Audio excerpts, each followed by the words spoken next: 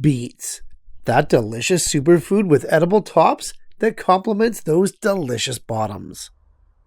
But as tasty as those greens are, it's the bulbous taproot that we're really after. I'd say one of the easier root crops to grow. Beets don't need much extra from us. However, there is one parameter that they simply won't budge on. Hi, I'm Jeff from the Ripe Tomato Farms. Welcome to another episode of the Garden Quickie, the show where in 2 minutes or less, we won't budge unless we have to. And today's episode is all about beets. More specifically, thinning them. Why, when, and how. We'll cover it all. But time short as it always is, so let's dive in. For many of the direct seeded crops, you can sow at specific intervals, have them sprout up, and never have to thin them at all. With beets though, this is especially tough to pull off due to the nature of its seeds.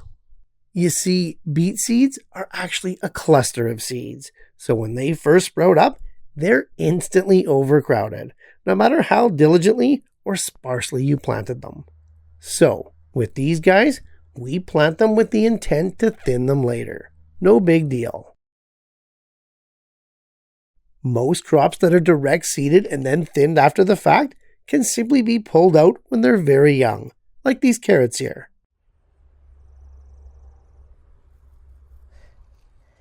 Once again though, beets make it pretty tough to follow the norm, as the cluster germination and that windy taproot means pulling up one seedling often results in getting more than one. No problem though, cutting them is just as effective. Using a clean, sharp pair of scissors, simply cut the seedlings that you want to remove right down to the soil level. It's super easy, and doing it this way means you'll avoid any disturbance with the neighboring seedlings. Beets aren't demanding, but they do need room to grow. It's best to thin all varieties of beets to around 3 inches apart. This way you're going to avoid all tops and no bottoms come harvest time. As for when, the best time to thin is when the seedlings are about 3 inches tall and have 2 or more sets of true leaves. Necessary, but easy stuff.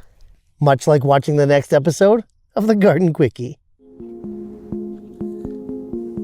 Thanks for watching, guys.